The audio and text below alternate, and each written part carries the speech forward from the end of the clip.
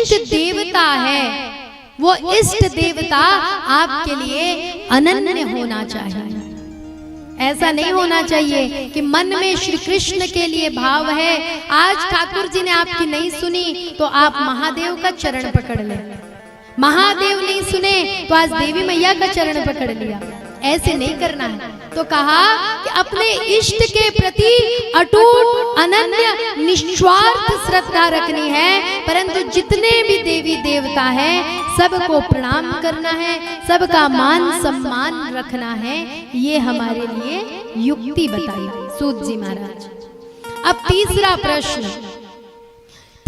प्रश्न पूछा, क्या कहा कि भगवान अवतार क्यों लेते हैं, क्यों आते हैं इस धरती पर। तो ये तीसरे प्रश्न का उत्तर हम श्रवण करेंगे। इस प्रश्न के उत्तर के माध्यम से आपके ही साहू समाज की गौरव, आपके साहू समाज की पहचान, भक्तिमती मां कर्मा के सुंदर चरित्र को संक्षिप्त में श्रवण करेंगे और विश्राम भजन के साथ फिर हम आरती करके प्रसाद पाने के लिए जाएंगे। तो केवल और 15-20 मिनट बैठ सकते हैं, बैठ लेंगे ना, कोई परेशानी तो नहीं है। हाँ, क्योंकि सूचना आ गई है, समय हो चला है, इसलिए आप लोगों से पहले अनुमति ले लूं।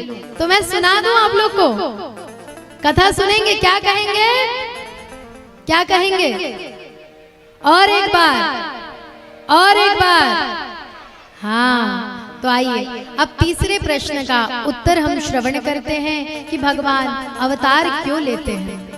तो भगवान ने श्रीमद् भगवत गीता में अपने अवतार का कारण बताया है कि क्यों मैं धरती पर आता हूँ।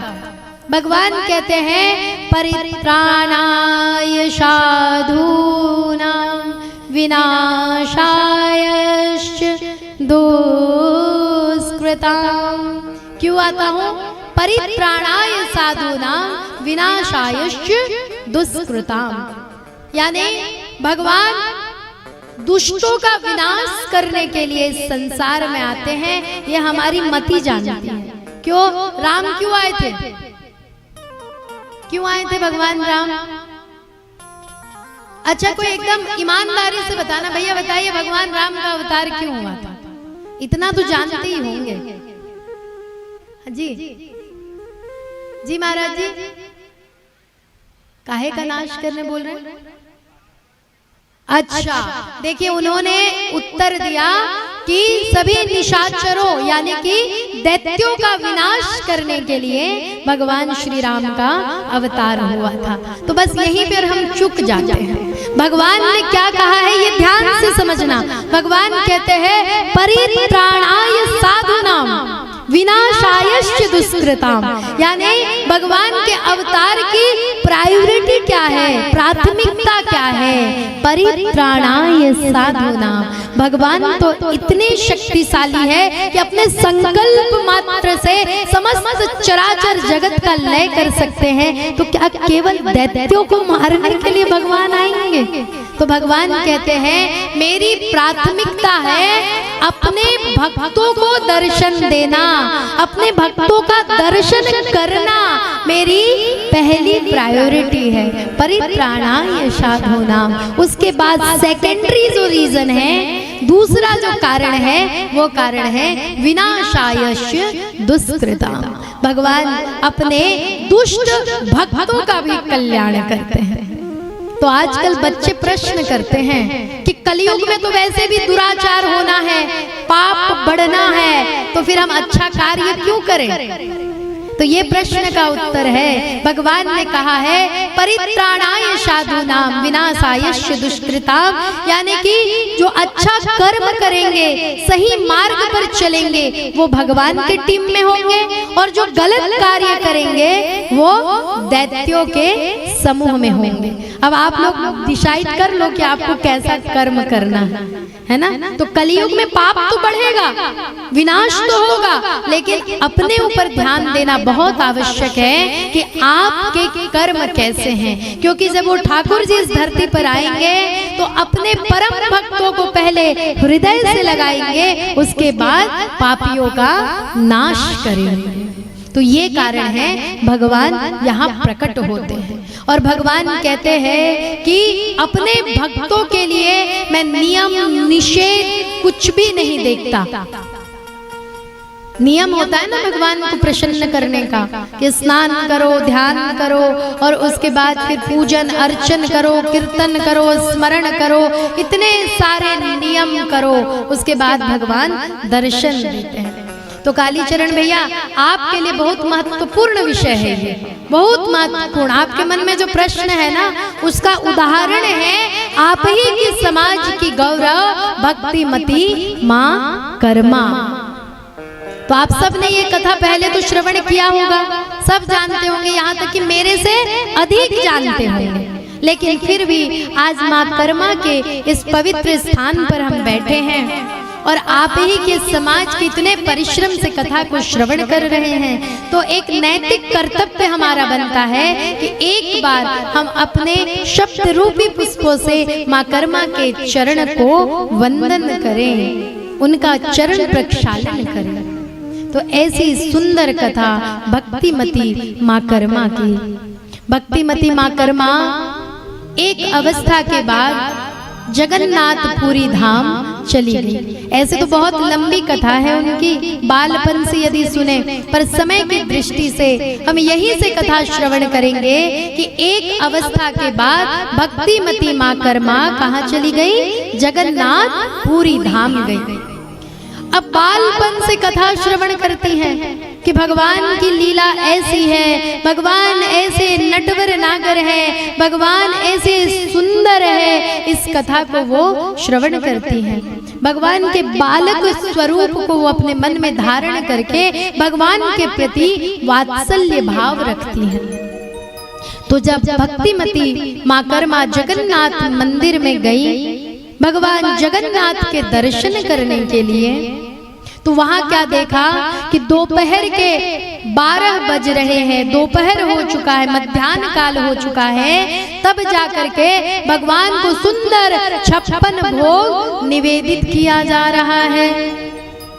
तो भक्तिमती माँ कर्मा के मन में भाव आ जाता है, क्योंकि भाव से ही भगवान है और भगवान को देख करके सजल नेत्रों से ऐसा भाव बन जाता है कि अरे लाला तू तो कितना छोटा सा है, मध्याह्न काल हो गया और दोपहर को 12 बजे तुझे 56 भोग दिया जा रहा है, तू तो भूखा हो जाता होगा, तुझे भूख लगती होगी। अगर लाला तू मेरे घर पे आएगा ना, मैं तुझे स्वादिष्ट खिचड़ी खिलाऊंगी, बढ़िया सुंदर अपने हाथों से पवाऊंगी, ताकि तुझे ये 12 बजने तक का इंतजार नहीं करना पड़ेगा, प्रतीक्षा नहीं करनी पड़ेगी। ऐसे निश्चल निष्पाप निस्वार्थ भाव से आज माँ कर्मा जगन्नाथ जी से प्रार्थना करके चुपचाप चली गई। जगन्नाथ जी में एक छोटी सी कुटिया का निर्माण किया और उसी कुटिया में भक्तिमती माँ कर्मा प्रतिदिन भगवान का भजन करती, नित्य प्रति जगन्नाथ जी के स्मरण में खोई रहती और प्रतिदिन प्रतीक्षा करती कि मैंने लाला से कहा था वो आएगा, आज कहीं वो जल्दी आ गया तो मैं क्या पवाऊंगी। तो प्रतिदिन उठ करके बिना नहाए धोए, बिना घर को बुहारे, बिना साफ सफाई किए, बिना कोई नियम निषेध किए कर्मा माता प्रतिदिन खिचड़ी बनाती और बैठ करके प्रतीक्षा करती कि वो लाला कब आएगा, वो बच्चा कब आएगा। तो जगन्नाथ जी ने देखा कि मैंने कोई वचन भी नहीं दिया, मैंने कोई समय नहीं बताया, कोई दिन नहीं बताया। देखो अगर आपको दिन पता हो कि फलाने दिन वो आने वाले हैं तो हमारी प्रतीक्षा को धैर्य मिल जाता है। हम गिनती गिनते हैं, आज 12 तारीख, कल 13 तारीख, 14 तारीख, 16 तारीख को आ जाएंगे। पर यहाँ भगवान देखते हैं ना मैंने दिन बताया, न वार बताया, न समय बताया, और ये माता जी मुझसे कितना स्नेह करती हैं कि मेरे बिना कुछ बताए भी प्रतिदिन मेरे लिए प्रसाद बनाती हैं।